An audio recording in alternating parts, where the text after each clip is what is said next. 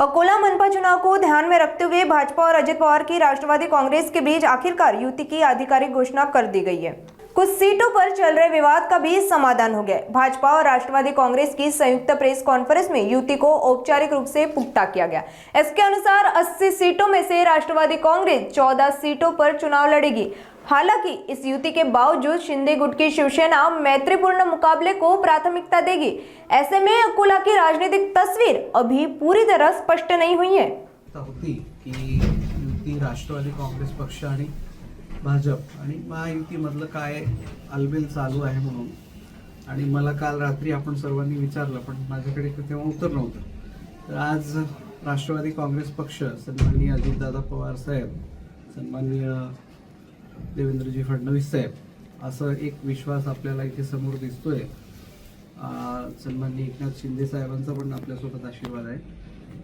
तर अकोलामध्ये राष्ट्रवादी काँग्रेस पक्ष हे भाजप सोबत आपण इथे युती करून आघाडी करून तिथे लढतोय। आपण याच्यात सन्माननीय आमदार सावरकर साहेब यांच्याशी 2 दिवसापासून थोडं सकारात्मक चर्चा सुरू होती, आणि पहिल्या दिवशी मी आपल्याला सांगितलं होतं की 1-2 जागेवर थोडासा तिढा होता, तोही तिथे आज संपुष्टात आलेला आहे। आणि समोर जाऊन आता निवडणूक जोमाने लढायची आम्ही तिथे तयारी सुरू केली।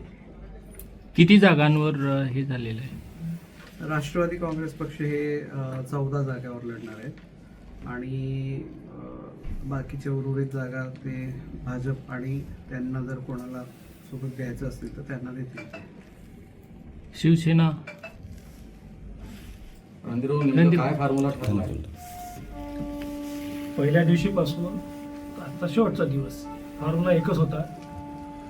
5 जागा राष्ट्रवादी सिटिंग होत्या, मात्र राष्ट्रवादी काँग्रेस आणि शिवसेना यांनी लोकसभेपासून प्रत्येक वेळेस आपण सोबत निवडणुका लढल्या, विधानसभा असतील, लोकसभा असतील। विशेषतः राष्ट्रवादी काँग्रेसच्या कार्यकर्त्यांनी जी मेहनत लोकसभेमध्ये घेतली, त्यामुळे भारतीय जनता पक्षाच्या कार्यकर्त्यांची सकारात्मक भावना होती की त्यांनी जरी विनिंग 5 असतील तरी दुप्पट जरी जागा जात असतील तरी आपण राष्ट्रवादी काँग्रेससोबत युती करावी, आणि ती सकारात्मक भूमिका वरच्या स्तरावर देवेंद्रजी आणि अजितदादांमध्येही होती, आणि म्हणून आम्ही 14 जागा देऊन आज ही युती ही संयुक्त घोषणा करीत आहोत। शिवसेनेसोबत बोलणी झाली नाही का दोन्ही पक्षांनी? तुमच्यासाठी ते शोधू शकेल। शिवसेनेसोबत निरंतर बोलणी सुरू आहे।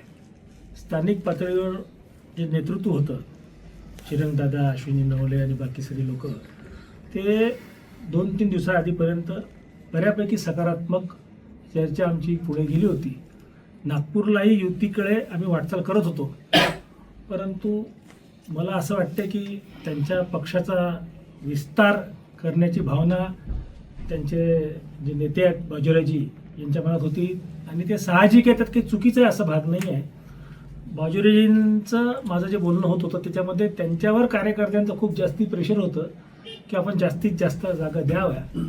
आता अकोल्यात थोडीशी मॅथमॅटिकल अडचण अशी झाली की 48 जागा आमच्या, 8 शिवसेनेच्या, 5 राष्ट्रवादीच्या, 61 जागा तर विनिंगच आहेत। साधारणतः विनिंग जागा आपण ठेवायच्या या फॉर्म्युलावर जर पुढे जातो म्हटलं तर जागाच 19 उरतात, आणि त्यामुळे त्यांना अपेक्षित जागा आम्ही देऊ नव्हतो शकत।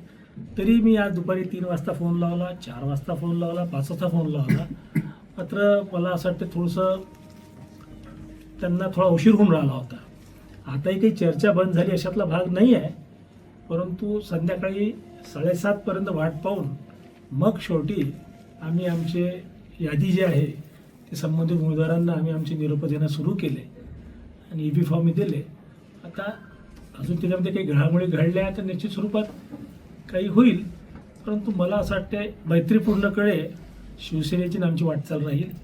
प्रेमानं आम्ही आमच्या मार्गानं मार्गस्थ होऊ।